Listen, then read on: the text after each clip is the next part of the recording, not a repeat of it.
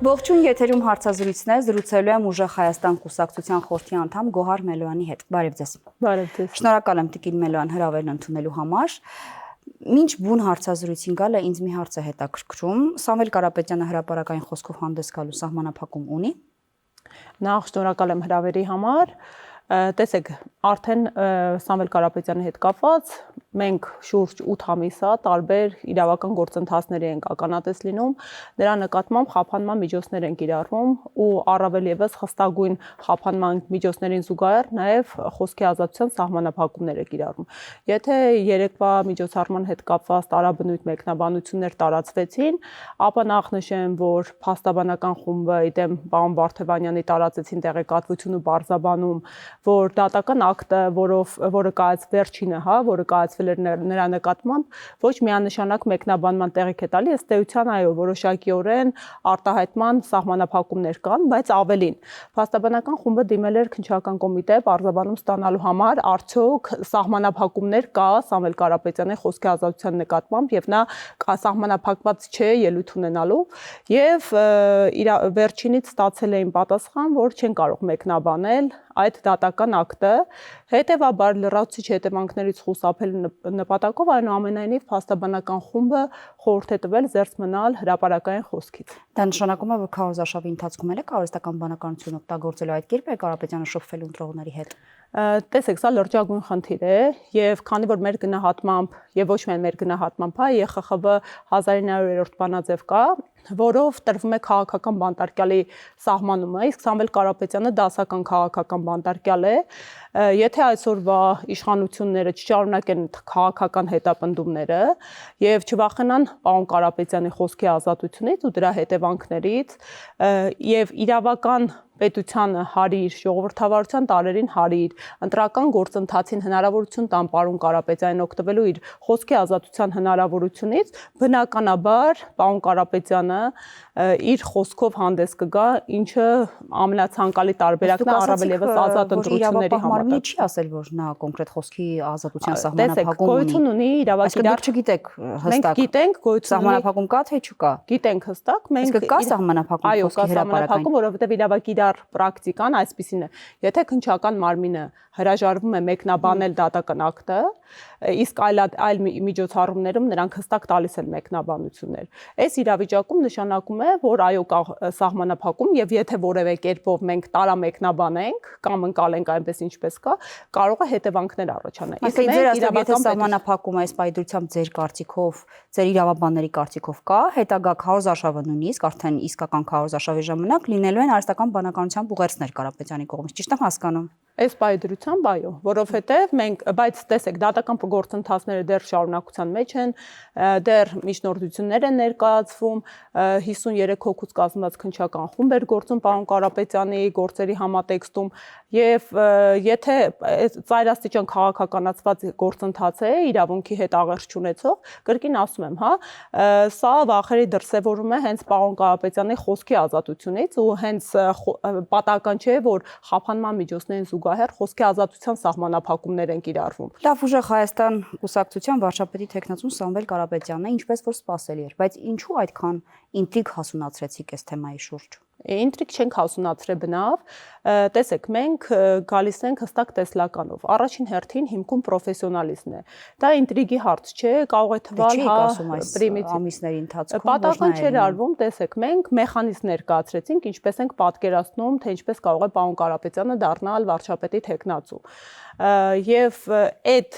սխեման ներկայացնելու համար 1-2 կարծիքով չենք բավարարվել։ Մենք իրականացրել ենք ակադեմիական համայնքի հետ քննարկումներ, միջազգային իրավունք է ուսումնասիրվել եւ եկել ենք այս սխեմատիկ ընթացակարգային մոտեցմանը հիմնվելով առաջին հերթին ակադեմիականության միջազգային փորձառության հիման վրա ու ամենակարևոր ուղեցույցը մեր երեկվա հայտարարության այն է, որ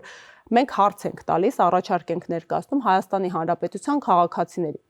Մեր ժողովուրդն է իշխանության առաջին աղբյուրը եւ մենք վերադառնում ենք այդ տրամաբանության։ Եվ բաց փոխելով խաղի կանոնները, չենք գնում ինչ-որ սխեմաների իրագործման վերջում մարդկանց դնում դե ֆակտո փաստի առջև։ Ի սկզբանե քաղաքացիներին ասում ենք, որ մենք սենց ենք պատկերացնում, սա է մեր տեսլականը, պարոն Կարապետյանն է մեր պատկերացրած ուժեղ Հայաստանի ուժեղ առաջնորդը։ Եթե մեր երկրում Հայաստանի Հանրապետության ընտրական իրավունք ունեցող քաղաքացիները կկիսեն մեր տեսլականը, ինչը թե սոցհարցումներով, թե մարդկային ահռելիներ հոսքով մենք տեսնում ենք, որ այո, ունենք հանրային աջակցություն։ Այդ պարագայում մենք կյանքի կկոչենք այս սխեման, բայց որոշում կայացնողը Հայաստանի Հանրապետության քաղաքացին է լինելու։ Դուք Սամվել Կարապետյանին վարչապետ դարձնելու համար կամ նրան որպես վարչապետի տեխնացու ներգրավելու համար ուզում եք սահմանադրության արգելքի վերացում իրականացնել։ Խոսքը վերաբերում է այն բանին, որ անձը, ով վերջին 4 տարում չի բնակվել մեր երկրում, ունի երկքաղաքացիություն, այս պարագայում չի կարող լինել ոչ տեխնացու, ոչ վարչապետ։ Դուք առաջարկում եք, որ հենց ընտրությունները լինեն 20 օր հետո, դուք նորմը, որը սահմանադրական այդ դրույթը, որը արգելում է նման անձանց լինել վարչապետ, կփոխեք։ Մեկ անձի համար սահմանադրություն եք ուզում փոխել։ Կետը։ Տեսեք, նախ սկսենք սկզբից։ Մենք չենք Սամվել Կարապետյանին վարչապետ դարձնողը։ Այս երկրում որևէ մեկի վարչապետ դարձնողը մեր ժողովուրդն է։ Ինքնիշխան երկրում բնականաբար քաղաքական ուժերը ներկայացնում են վարչապետի տեխնացուներ։ Այդ մեկ։ Երկրորդ, մենք իր պատահական չասեցի, հա, այս գործընթացը այտենց պատահական գաղտնիություն չէր պահպանվում։ Ընթանում էին գործընթացներ, սոցիալական հարցումներ, հանրային աջակցություն, հանրային տրամադրություններ էր ստուգում եւ ամենակարևորը իրավական ընթացակարգերն են մշակվում։ Մենք այստեղ եւս խաղի կանոնը փոխելու ենք, ի հեճուկս այսօրվա իշխանության, հա, որը անընդմեջ ապավինում է ժողովրդի կամքին եւ անընդմեջ շրջանցում է ժողովրդի կամքը, մենք հռչակում ենք հիմնարար սկզբունքներ։ Դա մեր ժողովրդի հանրային մասնակցելիությունն է գործընթացներին, մեր հաշվետվողականությունն է ու ազնվությունն ու թափանցիկությունն է մեր հանրության, մեր ժողովրդի հետ։ Այո, մենք առաջարկում ենք միայն ժողովուրդն է վերջնարդյունքում որոշելու, արդյոք պարոն Կարապետյանը կդառնա վարչապետ, թե չէ։ Ու ասում եմ, մենք մեծ հաղթանակի ենք, հա, գնում, մենք գնում ենք որակյալ մեծամասնության հետ։ Իմ հարցը այլ բանի է վերաբերում։ Իմ հարցը վերաբերում է դուք որպես քաղաքական ուժ, եթե դառնաք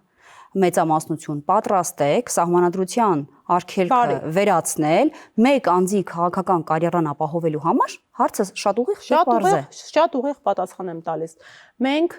մեկ անձի հետ կապված երբեք սահմանադրական փոփոխության չենք գնում։ Մենք տեխնիկական բացատրում եմ։ Մենք տեխնիկական հնարավոր փոփոխություն ենք առաջարկում սահմանադրության, ընդ որում երեք պարոն Նարեկ Կարապետյանը իր ելույթում շատ հստակ տվեց բանաձևը, որ Հայաստանի Հանրապետության վարչապետ Սամվել Կարապետյանը լինելու է միայն Հայաստանի Հանրապետության քաղաքացի եւ մենք այս տեխնիկական փոփոխությունը մեր ժողովրդին առաջարկում ենք մի նպատակով, որպեսզի հետո այս իշխանությունները չկարեն սահմանադրություն Ադրբեջանի նախագահի հագով։ Իսկ մոտ 7 տարի է մեր երկրում սահմանադրական փոփոխությունների օրակարգ կա։ Նախորդ տարվանից ինչ հակառակորդ դրույթը փոխել, հարմարեցնել ձեր առաջարկած վարչապետի տեխնացուին։ Հիմա ով է ում հակով սահմանադրություն Մեր ժողովուրդն է որոշելու, եթե հանրությունը չուզենա այդ ձևաչափը, դա տեխնիկական որոշեց, դուք դարձաք մեծամասնություն, դուք առաջարկելու եք սահմանադրության այդ նորմը վերացնել։ Հարգելիս, հիմա մենք գտնվում ենք, անգամ չի սկսվել նախընտրական քարոզչությունը։ Մենք մեր կուսակցության առաջին համագումարին լայնամասշտաբ Այս միանգամից այս սխեման ներկայացում ենք ընթացակարգը, հա, անգամ չենք պահպանել այդ ժամանակահատվածը, որ վերջի պահին անակնկալի բերելով։ Սա ինչի մասին է, դա մեր որոշումը չի։ Մեր երկրում, ես ինչքան էլ մեր ժողովրդին անդադ շեղում են այն իրականությունից, որ իրենք են իշխանության առաջնային կրողը, մարդիկ թևակողած են այդ սոցիալ-տնտեսական բեռի տակ, հա, մարդկանց հետ կապված աղքատություն է, սոցիալական տնտեսական ծանրաբեռնվածություն է եւ մարդկանց մոտ ձևավորվում է անտարբերության միջավայր քաղաքական գործընթացները, ինչու ոչ նաև հնարավոր է ուղղորդված է այդ միջավայրը նպաստավոր ձևավորվում, որպեսզի մարդիկ մասնակցելի չլինեն, քաղաքասարակությունը ակտիվ չլինի ու հետևողական չլինի, հա, իրավական պրոցեդուրաների կանխարգելմանը։ Մենք հակառակ կողմից ենք գալիս, մենք փոխել ենք խաղի կանոնները, այո, մենք դեռևս անգամ մինչև այս գործընթացների նախընտրական քարոզարշավի մեկնարկը մարդկանց ասում ենք հարգելի Հայաստանի Հանրապետության քաղաքացիներ, մեր հարգելի ընտրողներ, դուք պետք է որոշեք։ Մենք այսպես ենք պատկերացնում, եթե դուք տալիս եք ձեր մեծամասնության քվեն, իսկ մենք գնում ենք մեծամասնական հաղթանակի։ Մենք մեկ դրույթը, որը ակադեմիական համակարգի մարդկանց ուսերին ուսերին չենք դնում։ Այսինքն եթե ստացվում է ընտրում են մարդիկ ընտրում են ձեզ, ավտոմատ կերպով իրենք համաձայնություն են տալիս այդ դրույթի փոփոխությանը։ Ավտոմատ, այո, իրենք արդեն ի սկզբանե գիտեն ինչին են քվեարկում։ Մենք անակնկալ չենք մատուցելու, հա, չենք գնալու պայմանավորվենք ինչպես արդեն ընդունված է, հա, փաստաթղթեր ստորագրենք ու մարդկանց փաստի առաջ կանգնացնենք։ Մենք մարդկանց հարցադրումը տվել ենք, մեխանիզմը բացատրում ենք, իսկ կրկին ընդգծում եմ, հա, սա ակադեմիականորեն հիմնավորված ընդհանրապես տեխնիկական փոփոխություն է, այսինքն պահանջ, ինչպես դուք արդարացիորեն նշեցիք, կա падգամավորի համար պարտադիր պահանջներ, ես մասնակցությամբ սահմանադրագետ եմ, որպեսզի չխորանանք, հա, ազգային ժողովի կանոնակարգ, սահմանադրական դատարանի մասին սահմանադրական օրենքների ընդհանցակարգային նորմերի մեջ, երբ կլինեն ընտրություններ, իսկ ընտրությունները արդեն նախագահի հրամանագրով նշանակված են հունիսի 7-ին են կայանալու, հետընտրական գործընթացների արդյունքում օգոստոսի 2-ին, եթե նորմալ բնականոն ընթացք ունեն, առաջին 9-րդ գումարման հերթական նստաշրջանն է գումարվելու, ընդհանցակարգային պրոցեդուրաներից հետո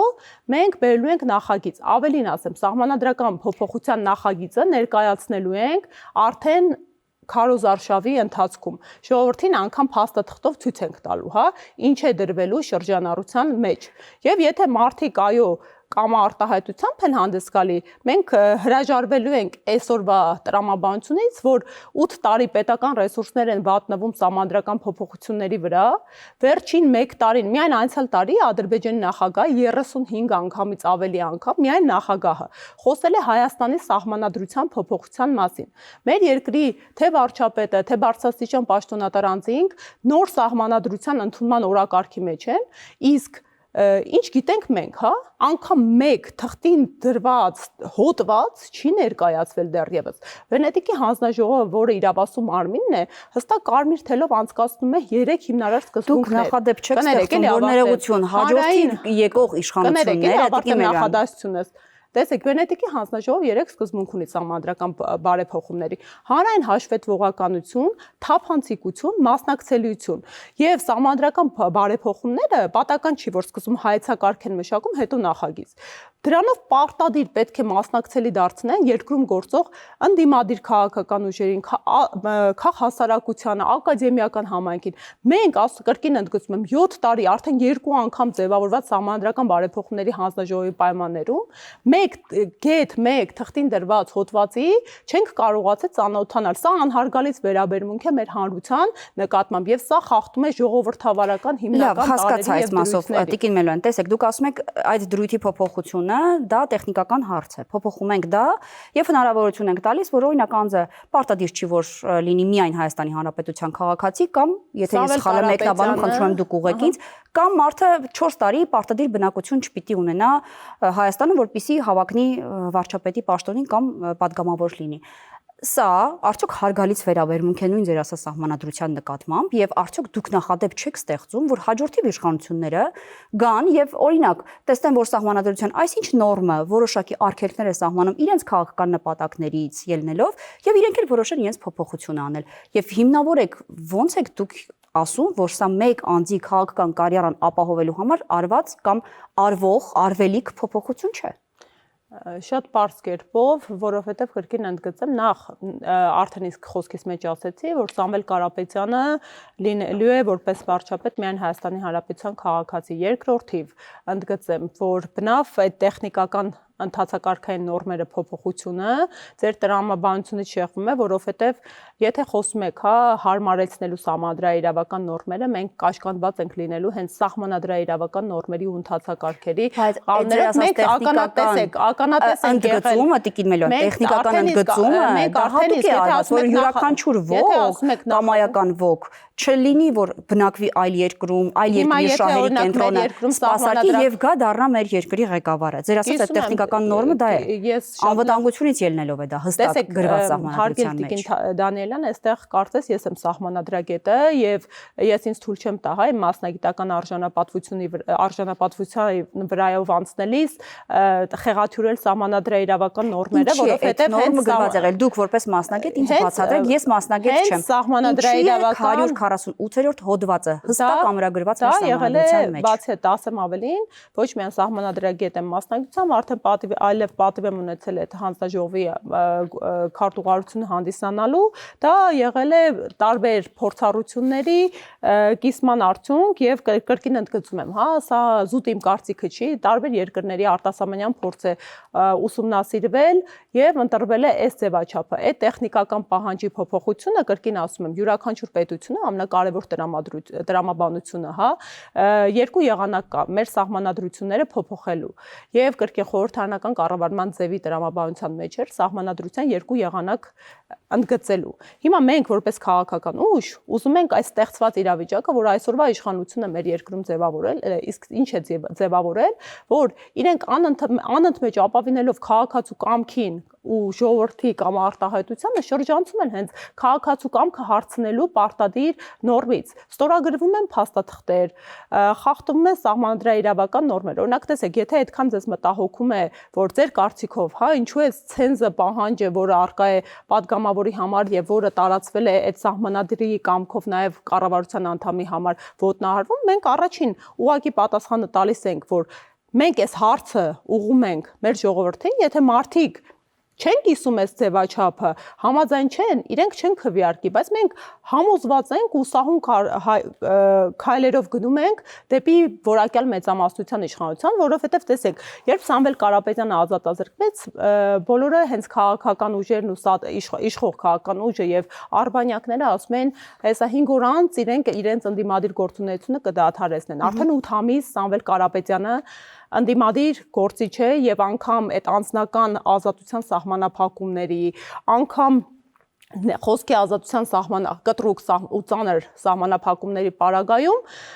ոչ թե ինչպես երեք պարոն Ամստերդամը միջազգային իրավունքի փաստաբանը ասեց, հա, երբ այցելեց քրեակատարողական հիմնարկ, ոչ թե տեսա մի մարդու, հա, մեծահարուստով սպասում էր օգնության եւ խնդրում էր իրեն րոպե առաջ ազատելու կապանքներից, այլ տեսավ ուժեղ կամքով հայրենասեր հայի, ով ասեց, որ ես իմ հայրենիքի համար մինչև վերջ կռիվ եմ տալու։ Հիմա մենք կներեք, ժամանակի սահմանափակումը Հիմա մենք խաղի կանոնները կրկին եմ ասում, փոխել ենք, մենք չենք գնալու ստորագրենք փաստաթղթեր, հետո մեր քաղաքացիները թշնամու լրահոսից իմանան այդ ստորագրած փաստաթղթերի մասին։ Մենք չենք գնալու մեր ինքնիշխան տարածքը սահմանազատման ճակերտավոր անվան ներքո ինչ որ տարածքներ զիջենք, հետո մեր հանրությունը post factum այդ ցասումը ապրի։ Մենք ուղակի հաշվետու թափանցիկ հարաբերություններ ենք ձևավորում ու պատահական չի, հա, մենք չենք գնում իշխանության ստանձնելու։ Սամվել Կարապետյանը գնում է առաջնորդության, մեր երկրի առաջնորդության, որտեղ վերականգնված են սահմանադրաիրավական իրականությունը, երբ ժողովուրդն է իշխանության առաջնային աղբյուրը։ Լավ, հանցնենք այլ հարցի, Տիկին Մելան, որ հասցնենք բոլոր հարցերին անդրադառնալ, փաստերին անդրադառնանք, լավ, անվտանգության տեսանկյունից։ Գործող իշխանությունները, որոնց դուք քննադատում եք սուր, ունեն հստակ փաստարկված գործողություններ։ Օրինակ, իրենք օգոստոսի 8-ի պայմանավորվածություն են նախաստորագրված։ Իրենք ունեն սահմանազատման եւ սահմանագծման կանոնակարգը։ Լավ թե վատ գնահատականը թողնում եմ ձեզ, որքանով է աշխատում այս կանոնակարգը։ Կա թրիպի պայմանավորվածությունը։ Դուք, եթե հավակնում եք մեծամասնություն եւ ինչպես դուք եք ասում, չեք գնում իշխանություն ստանալու, այլ գնում եք առաջնորդելու, ինչ եք անելու սրանց հետ։ Խնդրում եմ հստակ 3 կետով անդրադառնալ։ 3 կետով է անդրադառնանք։ 3 կետերն են, հա, TRIPS, սահմանազատում եւ առաջինը պայմանավորվածություն նախաստորագրում օգոստոսի 8։ Հիմա սկսենք սկզբից։ Նախ առաջին հերթին, որ ընդհանրական պետք է ձևակերպեմ, ի հեճուկս այսօրվա իշխանության, մենք բնականաբար կաշկանդված ենք լինելու եւ չենք գալու զրոյական կետից սկսելու մեր գործունեությունը։ Չեք հրաժարվելու, հստակեցնեմ։ Որովհետեւ այո, որովհետեւ մենք տեսանք զրոյական կետից մեկնարկի հետևանքները։ Յուրաքանչյուր հարաբերություն, հատկապես դիվանագիտական կորպուսում արտաքին հարաբերությունների համատեքստում եւ անվտանգային համատեքստում, պետք է մեկ պնդում անել, որ նորմալ ցանկացած բանական հայ ու քաղաքական ուժի համար բնականաբար խաղաղությունը առաջնահերթություն է։ Մեր տեսլականը այն է, որ պետք է այդ խաղաղությանը գնալ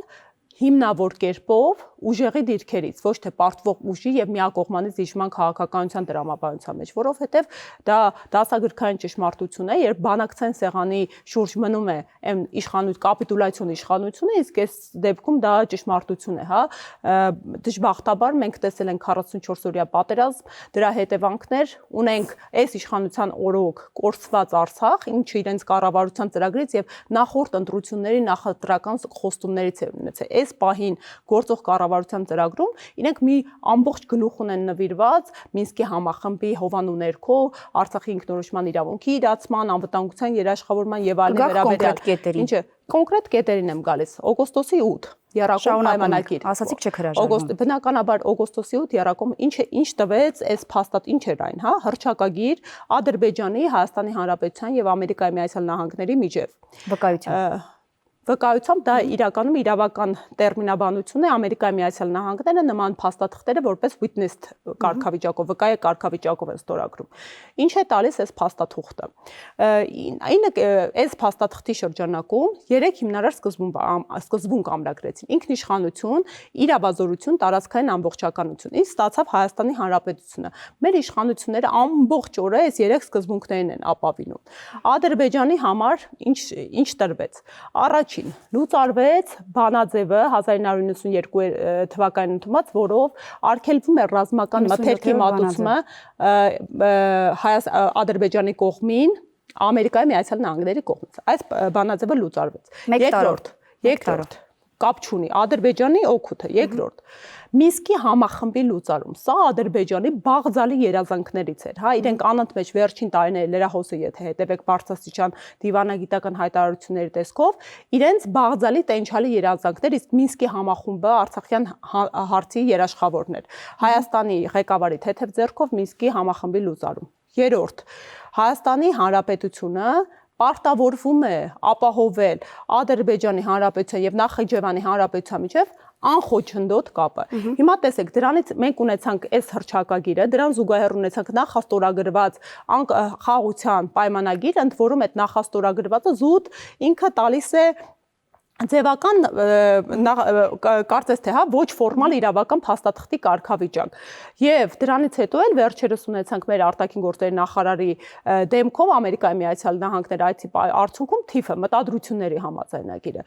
որևէ տեղ այդպես էլ չբացահայտվեց, թե ինչ ասել է անխոչնդոտ եզրույթը հասկացությունը, որովհետև այս անխոչնդոտ եզրույթը, ինչ մասին ես տարբեր հարթակներից, հա, որպես իրավական մեկնաբանության պարզաբանման անհրաժեշտ եզրույթ, անընդմեջ պնդել եմ պարզաբանել, լրջագույն վտանգներ է իր մեջ թաքցնում։ Ինչու հետագա փաստաթղթերում չեն բացահայտում սրա նպատակն ու նշանակությունը եւ արդյոք լրջագույն վտանգներ չկա։ Ինչա TRIP-ը, հա? TRIP-ը ճանապարհ է մեր Սյունիքի մարզով ինքնիշխան տարածքով Հայաստանի Հանրապետության, որով ապահովում է ադրբեջանական, հա, կրկին ընդգծում Նախիջևանի Հանրապետության եւ Ադրբեջանի միջև Հայաստանի տարածքով անխոչնդոտ կապը։ Ես ձեր ասածը հասկացամ, շարունակեմ 3 միտներ։ Հասցնենք Տիկին Մելան։ Դուք 3 հարցադրում եք արի անվտանգային։ Հիմա TRIP-ի հետ կապված, եթե ամփոփում ենք, ըստեղ իրավական անգամ մտադրությունների համաձայնագրի արդյունքում մի շարք լրջագույն հարցադրումներ են ծագում։ Ով է լինելու արդյոք ազգությամբ հայ թե ամերիկացի է լինելու տնօրենը։ Արդյոք որտեղ է գրանցվելու TRIP-ը Հայաստանում թե Ամերիկայում։ Դա հետագա երաշխիքների տեսանկյունից լրջագույն խնդիր է ներկայացնում հայկական կողմի համար։ Շատ լավ, ես ձեր ասածից լրիվ հասկացա։ Երկու կետ նշեմ։ Ձեր ասածով ստացվում է Տիկին Մելան, ես հասկացած ես։ Ժամանակի մեջ փորձենք տեղավորվել։ Տեսեք, ձեր ասածով եւ նախաստորագրվածի պարագայում ենք մենք կողքերը Ադրբեջանը շահել է եւ TRIP-ի պարագայում լիքը հարցականներ կան, վստահ եմ նույն բանն ասել եք նաեւ կանոնակարգի մասին։ Բայց դուք ասացիք, որ շարունակելու եք դա զրոյական կետից չեք սկսելու։ Այսինքն եթե դա վատ է, դուք ինչ եք շարունակելու։ Եթե վատ է, ուրեմն պիտի հրաժարվեք։ Ինչի՞ չեք հրաժարվելու, եթե լինեք մեծամասնություն։ Որովհետև մենք գտնում ենք, տեսեք, նախ երկու կետ է նշեմ, այստեղ ներդրումների տեսանկյունից, անգամ այս մտադրությունների պայմանագրով լրջագույն հարցադրումներ առաջացավ։ Ամերիկայի Միացյալ Նահանգների ըստ ձևակերպումների նախապայմանը այնպեսին է, իրենք իրենց ներդրումները մինչև ամբողջովին հետ չստանան, Հայաստանի Հանրապետությունը շահույթ չի ստանալու այս TRIP գործընթացից։ Եվ ամենակարևորը, հա, սահմանազատման գործընթացի հետ կապված ես պետք է մի հակիրճ ներկայացնեմ։ Հիշում ենք անպագորգոր սահմանազատման գործընթացը, դրան նախորդած 8 աշխատակարգային հանդիպումները հայ-ադրբեջանական սահմանազատման հանձնաժողովների վերաբերյալ սահմանադրական դատանի տխրահռչակ որոշումը, որով է վավերացվեց։ Սահմանազատման գործընթացով Կիրանցը հանձնվեց, այսինքն Հայաստանի Հանրապետության ինքնիշխան տարածքի հատվածներ հանձնվում է թշնամուն, առանց հանրաքվեի կներեք Հայաստանի Հանրապետության ցանկացած տարածքային փոփոխություն, սա եւս սահմանադրությունը ուղղակիորեն առնչել է Հայաստանի հանձնվել Ադրբեջանին։ Մեկնաբանություն է Հայաստանի Հանրապետության ցանկացած տարածքային փոփոխություն, այդ իշխանություններն են այդպես մեկնաբանում ու քարտեզագրումը այդպես էլ մեզ չի ներկայացվել։ Ոչ էլ դրատավուշում հանձնված տարածքները, դրանք Հայաստանի Հանրապետության ինքնիշխան տարածքի մեջ էին, 29000-ի մեջ էին։ Սահմանազատում տեղի է ունեցել։ Այդ հարցը բացառապես հանրաքվեով հայ ժողովուրդը պետք է որոշեր ոչ թե իշխանությունը, դա սահմանադրաիրավական նորմ է ու պահանջ է։ 1. Երկրորդը լավ, փաստի հետ դուք ինչ եք անում, եկեք հարցից անդրադառնանք, փաստերի հետ ինչ եք անում։ Գալիս եմ հիմա դուք ասում եք շատ երկար եք գալիս, պիտի հասնենք ժամանակի մեջ։ Հիմա տեսեք, ունենք կանոնակարգը, չէ՞, սահմանադրական արդեն վավերացված կանոնակարգ է։ Դա եմ ասում, ինչ եք անելու դրա հետ։ Քանի մետր սահմանազատում է իրականացել, իշխանությունները անպագորգոր խոստումներ են տալիս, որ Ալմա-Աթայի հռչակագրի տրամաբանության ներքո հենց վավերացվեց այս աշխատակարգը, սահմանազատում է իրականացնելու Հայաստանի Հանրապետության տարածքում։ Քանի մետր է 2 տարվա ընթացքում եղել 0 մետր։ Մենք հիմա գալիս ենք, դուք եք եկել իշխանություն, ինչ եք անում։ Մենք գալիս ենք իշխանության, ինչպես արդեն նշեցի, մենք զրոյական կետից չենք ունի, արդեն կա իրողություն, որը ձեր գնահատմամբ վատ է։ 3 տարբերակում դուք վատ բաներ նշեցիք։ Վատ է իրականացում, որովհետև մենք գտնում ենք, երբ որ դիվանագիտական սեղանին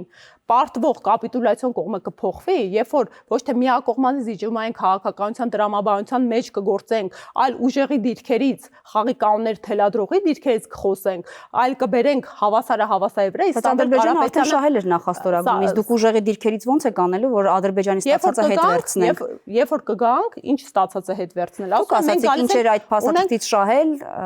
ինչ է շահել Հայաստան եւ փաստաթղթից ստացվեց, որ ավելի շատ Ադրբեջանն է շահել։ Դա արդեն իրողություն է, չէ՞։ Հիմա ուժեղի դիրքերից ո՞նց եք անելու, որ Ադրբեջանի շահնվազի մեր ավելանա։ Մենք արդեն ունենք իրողություն, չէ՞, ստորագրել է, արդեն շահել է։ Մենք չենք կարող դա չեղարկել ցավոք սրտի։ Մենք գալու ենք եւ փորձելու ենք օգուտներ այնպես հետագա պարտավորվածությունները Հայաստանի Հանրապետության ստանձնած այնպես բալանսավորել, որ լրացուցիչ կորուստներ չլինի, որ հետագայում, լրացուցիչ նոր ինչ է տեղի ունենում։ Նիկոլ Փաշինյանն ստորագրում են մի փաստաթուղթ, հետո հարցադրումներ ենք ներկայացնում, ասում են, այդ հարցադրումներին հետագայում կպատասխանենք։ Բայց դուք փաստաթղթերին ստորագրած բոլոր փաստաթղթերին կամ բանակցություններին կամ պայմանավորվածություններին դեմ չեք լինելու, դրանք շարունակելու եք չեղարկել, որովհետև դրանք մեր կամքով թելադրված չեն, դրանք արդեն իրողություններ են, մեր արտաքին քաղաքականության մաս են։ Մենք ասում ենք, որ Սամվել Կարապետյանը միջազգային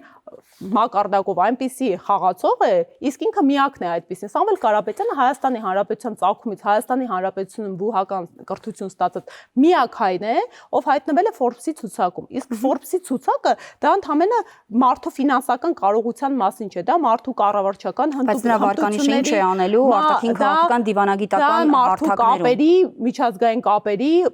մասին է խոսում, համագործակցությունների մասին է խոսում ու նաև մի կարևոր փաստ ընդգծեմ, Սամվել Կարապետյանը օրինակ հենց իր միջազգային ազդեցությունը հաշվի առնելով այնքան հեռատես է եղել, որ բալանսավորել է իր ազդեցությունը, ինքը բոլոր աշխարհաքաղաքական խաղացողների հետ, այսօրվա գերտերությունների հետ ունի նորմալ փոխհարաբերություններ եւ այո, երբ սեղանին նստում են ուժեղները, երբ սեղանին նստում է այնպիսի մարդ, որ ունի ռեսուրս ներգրավելու աշխարհի մերիտոկրատ ասեմ, տեխնոկրատներին, լավագույն մասնագետներին, այդ ժամանակ, երբ մենք գանք իշխանության, դուք կտեսնեք ինչպիսի օգուտներ էր հնարավոր քաղել, ոչ թե ընդունել միակողմանի զիջման քաղաքականությունը։ Արցախի հարցը, այսպես ասած, ձեր նախընտրական ծրագրում կամ հետագա աշխատանքում ինչ տեղ է գրավելու։ Հարգելիս, մենք արդեն մեր տնտեսական ծրագիրն ենք ներկայացրել, նաև կուզեի նշել, որ այս 5 տնտեսական քայլերով կրկին խաղի կանոն խախտեցինք, որովհետև եթե մինչ օրս քաղաքական ուժերը գալիս են հաստափոր ծրագիր են ներկայացնում, որը քաղաքացիները չէին կարդում, մենք վիզուալ ենք դարձրել այս տնտեսական քայլերը, որպեսզի մարդը տեսնի, մենք տվել ենք խոստում, եթե իր վստահության քվեն մեզ է տալու, գա այս խոստումների հետևից։ Մենք նաև շուտով ներկայացնելու ենք մեր անվտանգային բլոկը, այն առաջարկը ներկայացրեցիք կարծեք համաժողովի ժամանակ, համագումարի ժամանակ։ Մենք առանձին մոտակա ամսվա ընթացքում ունենալու ենք անվտանգային բլոկի ներկայացում, շատ ուրախ կլինեմ, եթե ներկա գտնվեք եւ լուսաբանեք, ցավոք սրտի, հա, Արցախի հանրապետության հարցի հետ կապված։ Դա իմ կարծիքով անձամբ մեր ուժի ցանկացած նորմալ հայի դժբախտությունն է, դա մենք այն անփառունակ սերունդը եղանք, ում երիտասարդության օրոք Արցախի կորուստ գրանցվեց։ Այդ հարցին չկանդրադառնալը։ Իրողությունը բնականաբար մենք ունենք տեսլական, որը շատ են խոսում, որ այս հարցը պետք է հստակ լինի, որ արցախցիների վերադարձի իրավունքը պետք է հստակ լինի, կամ ներգրավված լինի քաղաքականության մեջ։ Երբ այսօրվա գործադիր իշխանության ղեկավարը ինքը որպես անձ չի հանդես եկել, ինքը հանդես է եկել Հայաստանի Հանրապետության անունից։ Նա ստորագրել է փաստաթղթեր, որի պարտավորվածությունները բոլորս կրում ենք ու կան իրողություններ։ Մենք բնականաբար միջազգային իրավունքի ատյաններում չենք հրաժարվելու, մենք հետևողական ենք լինելու, որպեսզի մեր արցախցի ազգակիցները կարողանան իրենց իրավունքների իրացումը իրականացնել ու միջազգային ատյաններում վերադարձի իրավունքներ, իրենց մի շարք այլ իրավունքներ էլ տնտեսական, որոնք ոտնահարված են։ Սամվել Կարապետյանը այն անձն է եղել, երբ Արցախը հայաթափվեց ու պատերազմների ընթացքում ու ամբողջ ընթացքում, հա, Արցախի հանրապետության կանգնած է եղել արցախցիների կողքին, ամենածանր կորուստների ժամանակ, թե վերջին, հա, Արցախի հայաթափման ժամանակ, երբ բռնի կերպով հայաթափվում էր Արցախը, Սամվել Կարապետյանը հազարավոր արցախցիների է, հա, դիմավորել, նրանց կեցության հոգսերը կիսել, նրանց տվել է կեցավայրեր եւ բնականաբար մենք մեր հայրենակիցներին թե Արցախում, թե մեր մարզաբնակ աղքատության շեմին հասցված հայրենակիցներին, թե ծանր հետևանքներ սոցիալ-տնտեսական կրող, օրինակ թոշակառու պապիկ տատիկներին չենք ասելու ինչի անում է 10,000 20,000 դրամը ու մենք որոշելու։ Մենք ստեղծելու ենք նորմալ նպաստավոր պայմաններ, որպեսզի մարդիկ Հայաստանի Հանրապետությունում արժանապատիվ կարողանան ապրել։ Լավ, ամփոփում ենք, կարճ լինենք, խնդրում, ժամանակ չունենք, թեև շատ հարցեր կան քննարկելու, բայց այդուամենայնիվ հայտարարվեց, որ երաշխավորված ուժեղ բանակ եք ստեղծելու դուք, բայց չկա ոնց։ Դուք ասում եք մենք պետք է կառուցենք բազմավեկտոր դիվանագիտություն, դուք նաև ասում եք, որ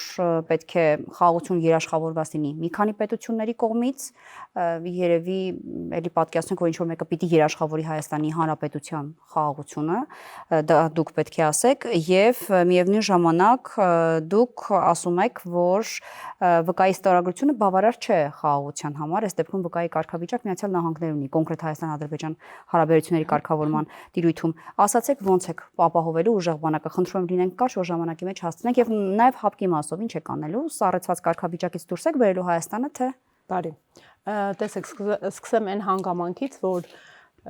մեր ուժի գնահատմամբ այսօրվա իրավիճակը ու խնդիրները, որին ապավինել ենք, նրանով է պայմանավորված, որ տարբեր մարդիկ գործիչներ անընդմեջ տարբեր աշխարհաքաղաքական կենտրոնների շահերի առաջնահերթություն են ունենում։ Մենք առաջին հերթին ունենք օրակարգ տեսլական առաջնահերթություն, դա մեր հայկական շահն է։ Ու այդ հայկական շահի առաջնահերթությամբ փորձելու ենք աշխարհի բոլոր կենտրոնների հետ էլ մեր փոխհարաբերությունները հավասարակշռենք։ Մենք ունենք այդ հնարավորությունները, ռեսուրսը հենց Սամվել Կարապետյանի դեմքով ու պատահական չէ, հա, որ այնուամենայնիվ որոշվեց, որ պարոն Կարապետյանն է վարչապետի թեկնածուն լինելու։ Անվտանգային ուժեղ բանակի տեսլականը, ինչպես արդեն ներկայացրեցի, մոտակա ամսում մենք ներկայացնելու ենք ինչպես տնտեսական քայլերն ու ծրագիրը, մեր անվտանգային բլոկը, էլի մաչելի կերպով ներկայացված կլինի ու մեր հստակ կրկին, հա, լրջագույն մասնագետներ են աշխատում, կներկայացնենք, թե ինչպիսի տեսլական ու պատկերացումներ ունենք ուժեղ բանակի մասին, իսկ ուժեղ բանակը խաղաղության հենասյունային գրավականն է, դա է մեր տեսլականը, իսկ ուժեղ բանակի հենասյունն էլ ուժեղ տնտեսությունն է, որովհետև այնուամենայնիվ շարունակելու են այն համագործակցությունները, որոնք այսօր առկա են, ասենք, չգիտեմ, զենքի մատակարարումները Հնդկաստանից, մենք ասել ենք, չէ, որ օրինակ Միացյալ Նահանգների դրոնների ներկրում պետք է չէ, որ զրոյական կետից չենք սկսելու, մենք շարունակում ենք այն, շարունակելու եք այն, ինչ արել է իշխանությունը, նույնիսկ եթե դա ձեր գնահատմամբ փչացած է։ Եթե վատորակ է, նախ տեսեք ինչ խնդիր կա, երբ որ որևէ ուժ գալիս է իշխանության, մենք չգիտենք թե փակ դռների հետևում ինչ պայմանավորվածություններ կան ձեռք բերված, ինչպիսի փաստաթղթեր դեռ կան ստորագրված, որին մենք ականատես չենք եղել եւ ծանոթ չենք։ Պետք է գա մոնիտորինգ անել, հասկանալ սեղանի վրա դրված ինչ ունենք։ Այնուհետև բնականաբար մեր տրամաբանությունը փոխհարաբերությունների բարելավումն է աշխարհակահաղական բոլոր կենտրոնների հետ առաջին հերթին հայկական շահի առաջնահերթություն ունենալով։ Արդյոք մենք ի վիճակի ենք մեր պետության մասշտաբով խոշոր խաղացողներից որևէ մեկի հետ ճշնամանալու։ Ոչ, ով է ճշնամացել։ Ոչ, Ռուսաստանի հարաբերությունները կան, քիչ թե շատ իսկ խնդիրներով Միացյալ Նահանգների հետ հարաբերությունները կառուցվում են ավելի բարձրանում։ Իսկ արդյոք Ռուսաստանի հետ հարաբերությունները նորմալ դիտարկում, երբ ՀԱՊԿ-ի ղեկավարը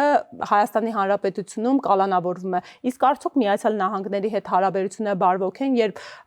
գալիս է բարձրաստիճան մակարդակով այցելության փոխ նախագահան Ամերիկայի Միացյալ Նահանգների եւ նրան ցեղասպանության հուշահամալիր որևէ մեկը չի ուղեկցում եւ արդյոք այն նվաստացուցիչ չէ մեր պետության պետականության համար, որ փոխնախագահը ցեղասպանության զոհերի հիշատակին գրառում է կատարում ու Ադրբեջան այցից առաջ ջնջում է ու միջազգային մամուլում, հա, New York Times-ի մակարդակով գրում են, որ Վենսը ջնջեց Հայաստանի Հանրապետության զոհերի չեք դիտարկում, որ ՀԱՊԿ-ի ղեկավարին Հայաստանում ձերբակալում է ներողություն։ Եք համարում, որ ՀԱՊԿ-ը ժամանակին ոչ օգնություն ցուցաբերեց, ոչ էլ մեր սահմանների հստակության մասին խոսեց։ Այսինքն նորմալ չի ձեզ համար, որ ՀԱՊԿ-ի ղեկավարին կարող են ձերբակալել, կալանավորել ներողություն, որովհետև ժամանակն է ավարտում ու այդ հարցին անդրադառնամ, տեսեք, երբ դուք կպատկերացնեք, որ հոլոկոստի զոհերի վերաբերյալ գրառում կատարվեր այդպիսի բարձր մակարդակով ու այդ գրառումը ջնջվեր, ինչպիսի հետևանքներ էր աշխարհում ունենալու հրեա ազգի կողմից։ Հիմա ՀԱՊԿ-ի հետ կապված լրջագույն մանիպուլյացիաներ է եղել, որովհետև Հայաստանի Հանրապետությունը ՀԱՊԿ կանոնակարգ ունի, հոդվածներ ունի եւ սխալ հոդվածի հիմքով են ներկայացվել 44-օրյա պատերազմին օգնությունը, այդ իսկ պատճառով է հետագայում իրավական դիմել, երկրորդով ենք դիմել կամ հակառակը, բասահմանները, դա տեսեք, դա իրավական չի ճանաչում անգամ իր սահմանը։ Դա լրջագույն հարցադրում է, որը մենք ունենք, տեսեք, այսօրվա դրությամբ մեր երկրի տնտեսությունը ավելի քան երբևիցե մեր պատմության ընթացքում արտահանումների քանակով կախված է ռուսական տնտեսությունից։ Այո, ինձ որպես հայ մարդ հետաքրքրում է, ինչի սահմանային հարցերում Ռուսաստանի Դաշնության հետ ոչ բարեկամական եւ ոչ հետեւողական աշխատանք է դրսեւորվել։ Մենք որևէ գերտերության շահով կաշկանդված չենք, կրկին ընդգծում եմ։ Մեր առաջնահերթությունը հայկական շահն է ու թե հարցադրումների տեսանկյունից, թե փոխհարաբերությունների բարիադրացական շղարշի ներքո դա հետագա դասավորման ու զարգացման տեսանկյունից մենք հետևողականության ցուցաբերման տեսլականով ենք։ Պարոն Կարապետյանի, Սամվել Կարապետյանի բիզնեսների կամ կարողության մեծ մասը գտնվում է Ռուսաստանի Դաշնությունում, էլի գերտերությունների շահերով կաշկանդվածություն իսկ արդյոք դա թերությունն է թե առավելությունն է։ Ես չեմ կարող ասել, դուք դա պետք է գնահատեք եւ քաղաքացիական տեսեք, պարոն Կարապետյանը ունենալով այդքան մեծագույն տնտեսական ռեսուրսներ ու սեփականություն Ռուսաստանի Դաշնությունում հաջողել է լինել այն քիչ Forbes-ային ցուցակի միլիարդատերերից, ով արևմտյան սանկցիաների տակ չի հայտնվել։ Սա արդեն խոսուն ցուցիչ է ու փաստ է Սամվել Կարապետյանի թե բանակցային, թե փոխհարաբերությունների շրջանակի մասին, երկրորդ էլ Սամվել Կարապետյանը այն մարդն է, որ իր անձնական ազատությունը զոհեց Հայաստանի Հանրապետության արժեքային հարցերի համար։ Դժվար ինչ-որ սեփականությունը որևէ երկրում նրան վրա ներազդեցության միջոց հանդիսանա։ Շնորհակալ եմ Տիկին Մելոյան զրույցի համար։ Զրուցակիցս Գոհար Մելոյանն էր, կհանդիպենք։